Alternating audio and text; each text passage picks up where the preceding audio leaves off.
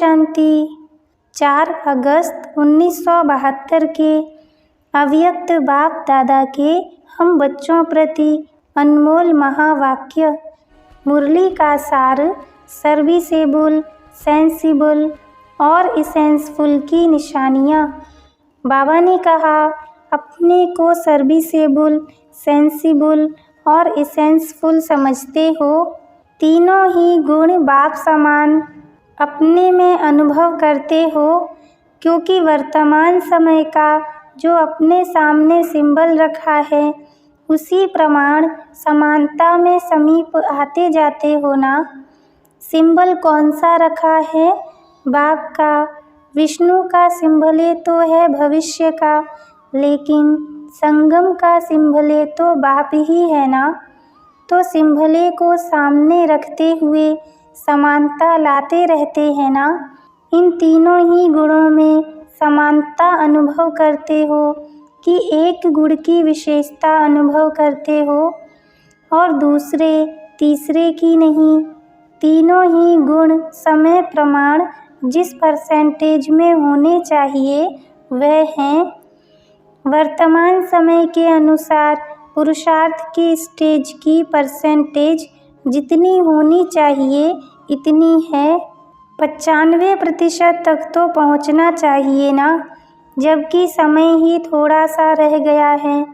उस समय के प्रमाण 95% होना चाहिए। 100% तो नहीं कह सकते हैं। कहें तो समय का कारण दे देंगे, इसलिए 100% नहीं कह रहे हैं, 5% छोड़ रहे हैं। संगम युग के पुरुषार्थ के समय प्रमाण 4 वर्ष कितनी परसेंटेज है? समय की परसेंटेज अनुसार 95% तो कोई बड़ी बात नहीं है। तो इतना लक्ष्य रखते हुए स्पीड को आगे बढ़ाते जा रहे हो कि अभी भी समझते हो समय पड़ा है। यह संकल्प तो नहीं आता है कि अभी अजून 4 वर्ष पड़े हैं, उसमें तब तक क्या करेंगे? अगर अभी ही पुरुषार्थ समाप्त कर दें, यह संकल्प तो नहीं आता है। कोई कमी रही हुई है, तब तो ड्रामा में 4 वर्ष रहे हुए हैं। तो फिर जब कमी को भरने लिए 4 वर्ष हैं, तो कमी भी रहनी चाहिए ना। अगर कमी रह भी जाती है तो कितनी रहनी चाहिए? ऐसे नहीं 50-50 रहे। अगर 50% जो संपन्न करना है, फिर तो स्पीड बहुत तेज़ चाहिए। इतनी तेज़ स्पीड जो कर सकता है वह 95% तक न पहुँचे, यह तो हो नहीं सकता। तो अब लक्ष्य क्या रखना है? अगर समय प्रमाण ड्रामा अनुसार कुछ कमी रह भी जाती है तो 5% का अलाउ है, ज़्यादा नहीं। अगर इसमें ज़्यादा है तो समझना चाहिए फाइनल स्टेज से दूर हैं। फिर बाप दादा के समीप और साथ रहने का जो लक्ष्य रखते हो वह पूर्ण नहीं हो पाएगा, क्योंकि जब फर्स्ट नंबर अव्यक्त स्थिति को पा चुके हो, उसके बाद जो समीप के रत्न होंगे वह कम से कम इतना तो समीप हों जो बाकी सिर्फ 5% की कमी रहे। बाप अव्यक्त हो चुके हैं और समीप रत्नों में 50% का फर्क हो, तो क्या इसको समीप कहेंगे? क्या वह 8 नंबर के अंदर आ सकता है? साकार बाप साक्षी हो अपनी स्थिति का वर्णन नहीं करते थे। साक्षी हो अपनी स्थिति को चेक करना है। जो जैसे हैं वह वर्णन करने में ख्याल क्यों आना चाहिए? बाहर से अपनी महिमा करना दूसरी बात है, लेकिन अपने आप की चेकिंग में बुद्धि की जजमेंट देना है। दूसरों को आपकी ऐसी स्टेज का अनुभव तो होना चाहिए ना। तो समीप रत्न बनने के लिए इतनी स्पीड से अपनी परसेंटेज को बनाना पड़े। 50% तो मेजॉरिटी कहेंगे, लेकिन अष्ट देवताएं मेजॉरिटी कैसे कह सकते?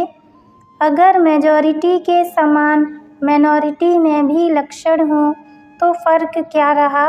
तो तीनों ही बातें जो सुनाई वह अपने आप में देखो। सर्विसेबल का रूप क्या होता है, इसको सामने रखते हुए अपने आप को चेक करो कि वर्तमान स्थिति के प्रमाण व वर्तमान एक्टिविटी के प्रमाण अपने को सर्विसेबल कह सकते हैं। सर्विसेबल का हर संकल्प, हर बोल, हर कर्म सर्विस करने योग्य होगा। उसका संकल्प भी ऑटोमेटिकली सर्विस करेगा, क्योंकि उनका संकल्प सदा विश्व के कल्याण प्रति ही होता है, अर्थात विश्व कल्याणकारी संकल्प ही उत्पन्न होता है, व्यर्थ नहीं होगा। समय भी हर सेकंड मनसा वाचा कर्मणा सर्विस में ही व्यतीत करेंगे, उसको कहा जाता है सर्विसेबल। जैसे जिसको जो स्थूल धंधा व व्यापार होता है, तो ऑटोमेटिकली उनके संकल्प व कर्म भी उसी प्रमाण चलते हैं ना। न सिर्फ संकल्प, स्वप्न में भी वही देखेंगे, तो सर्विसेबल के संकल्प ऑटोमेटिकली सर्विस प्रति ही चलेंगे, क्योंकि उनका धंधा ही यह है। अच्छा, सेंसिबल के लक्षण क्या होंगे? हर एक ने सुनाया। इतने लक्षण सुनाए हैं जो अभी ही लक्ष्य में स्थित हो सकते हो। सेंसिबल अर्थात समझदार। लौकिक रीति जो समझदार होते हैं वह आगे पीछे को सोच समझकर फिर कदम उठाते हैं, लेकिन यहाँ तो है बेहद की समझ। तो समझदार जो होगा उसका मुख्य लक्षण त्रिकालदर्शी बन तीनों कालों को पहले से ही जानते हुए फिर कर्म करेगा। कल्प पहले की स्मृति भी स्पष्ट रूप में होगी कि कल्प पहले भी मैं ही विजयी बना हूँ, अभी भी विजयी हूँ, अनेक बार के विजयी बनते रहेंगे। यह विजयीपन के निश्चय के आधार पर व त्रिकालदर्शीपन के आधार पर जो भी कार्य करेंगे वह कब व्यर्थ व असफल नहीं होंगे। तो समझ त्रिकालदर्शीपन की होनी चाहिए। सिर्फ वर्तमान समय को समझना, इसको भी संपूर्ण नहीं कहेंगे। जो कोई भी कार्य में असफलता होती व व्यर्थ हो जाता, इसका कारण भी यह है कि तीनों कालों को सामने रखते हुए कार्य नहीं करते, इतनी बेहद की समझ धारण कर नहीं सकते। इस कारण वर्तमान समस्याओं को देखते हुए घबरा जाते हैं और घबराने कारण सफलता पा नहीं सकते। सेंसिबल जो होगा वह बेहद को समझकर व त्रिकालदर्शी बन हर कर्म करेंगे व हर बोल बोलेंगे। इसको ही अलौकिक व असाधारण कहा जाता है। सेंसिबल कब भी समय व संकल्प व बोल को व्यर्थ नहीं गवाएंगे। जैसे लौकिक रीति भी अगर कोई धन को व समय को व्यर्थ गंवाते हैं तो कहने में आता है इनको समझ नहीं है। इस रीति से जो सेंसिबल होगा वह हर सेकंड को समर्थ बनाकर कार्य में लगावेंगे, व्यर्थ कार्य में नहीं लगावेंगे। सेंसिबल कभी भी व्यर्थ संग के रंग में नहीं आवेंगे, कभी भी कोई वातावरण के वश नहीं होंगे। यह सभी लक्षण सेंसिबल के हैं। तीसरा है इसेंसफुल। इसके लक्षण क्या होंगे? हर एक ने सुनाया, सभी ने ठीक सुनाया, क्योंकि सभी सेंसिबल हो बैठे हैं ना। जो इसेंसफुल होगा उसमें रूहानियत की खुशबुएं होंगी। रूहानी खुशबुएं अर्थात रूहानियत की सर्व शक्तियाँ उसमें होंगी, जिन सर्व शक्तियों के आधार से सहज ही अपनी तरफ किसको आकर्षित कर सकेंगे। जैसे स्थूल खुशबुएं व इसेंस दूर से ही किसको अपने तरफ आकर्षित करता है ना, न चाहने वालों को भी आकर्षित कर देता है। इसी प्रकार कैसी भी आत्माएं इसेंसफुल के सामने आवें तो भी उस रूहानियत के ऊपर आकर्षित हो जाएंगी। जिसमें रूहानियत है उनकी विशेषता यह है जो दूर रहते हुए आत्माओं को भी अपनी रूहानियत से आकर्षित कर सकते हैं। जैसे आप मनसा शक्ति के आधार से प्रकृति का परिवर्तन व कल्याण करते हो ना, आकाश अथवा वायुमंडल आदि आदि को समीप जाकर तो नहीं बोलेंगे। मनसा शक्ति से जैसे प्रकृति को तमो प्रधान से सतो प्रधान बनाते हो, वैसे अन्य विश्व की आत्माएं जो आप लोगों के आगे नहीं आ सकेंगी, तो उनको दूर रहते हुए आप रूहानियत की शक्ति से बाप का परिचय व बाप का जो मुख्य संदेश है वह मनसा द्वारा भी उनके बुद्धि में टच कर सकते हो। विश्व कल्याणकारी हो तो क्या इतनी सारी विश्व की आत्माओं को सामने संदेश दे सकेंगे क्या? सभी को वाणी द्वारा संदेश नहीं दे सकेंगे। वाणी के साथ साथ मनसा सर्विस भी दिन प्रतिदिन बढ़ते हुए अनुभव करेंगे। जैसे बाप भक्तों की भावना को सूक्ष्म रूप में पूर्ण करते हैं, तो क्या वाणी द्वारा सामने जाए करते हैं क्या? सूक्ष्म मशीनरी है ना।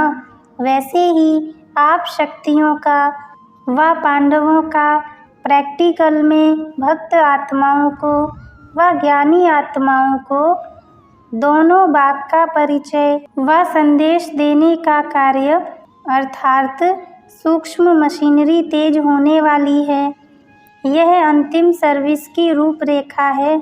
जैसे खुशबुएं चाहे नज़दीक वालों को चाहे दूर वालों को खुशबुएं देने का कर्तव्य करते हैं, वैसे न सिर्फ सम्मुख आने वालों तक लेकिन दूर बैठी हुई आत्माओं तक भी आपकी यह रूहानियत की शक्ति सेना करेगी। तभी प्रैक्टिकल रूप में विश्व कल्याणकारी गाए जाएंगे। अब तो विश्व कल्याण के प्लान्स बना रहे हो, प्रैक्टिकल नहीं है। फिर यह सूक्ष्म मशीनरी जब शुरू होगी तो प्रैक्टिकल कर्तव्य में लग जाएंगे। अनुभव करेंगे कि कैसे आत्माएं बाप के परिचय रूपी अंजलि लेने के लिए तड़प रही हैं और तड़पती हुई आत्माओं को बुद्धि द्वारा व सूक्ष्म शक्ति द्वारा न देखते हुए भी ऐसा अनुभव करेंगे जैसे दिखाई दे रहे हैं। तो ऐसी सर्विस में जब लग जाएंगे तो विश्व कल्याणकारी प्रैक्टिकल में नाम वाला होगा। अब देखो आप लोग क्या कहते हैं कि हमने विश्व कल्याण का संकल्प उठाया है। लोग आपको क्या कहते हैं? तो कल्याण का इतना बड़ा कार्य आपकी ऐसी स्पीड से होगा। विश्व कल्याण का कार्य अब तक तो बहुत थोड़ा किया है, विश्व तक कैसे पहुंचावेंगे? अभी प्रैक्टिकल नहीं है ना। फिर चारों ओर जहाँ जहाँ से मास्टर बुद्धिवानों की बुद्धि बन सूक्ष्म मशीनरी द्वारा सभी की बुद्धियों को टच करेंगे तो आवाज़ फैलेगा कि कोई शक्ति कोई रूहानियत अपनी तरफ आकर्षित कर रही है। ढूंढेंगे मिलने लिए व एक सेकंड सिर्फ दर्शन करने लिए तड़पेंगे, जिसकी निशानी जड़ चित्रों की अब तक चलती आती है।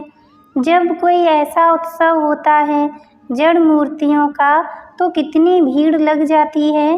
कितने भक्त उस दिन उस घड़ी दर्शन करने लिए तड़पते हैं व तरसते हैं। अनेक बार दर्शन करते हुए भी उस दिन के महत्व को पूरा करने लिए बेचारे कितने कठिन प्रयत्न करते हैं। यह निशानी किसकी है? प्रैक्टिकल होने से ही तो यह यादगार निशानियाँ बनी हैं। अच्छा, ओम शांति।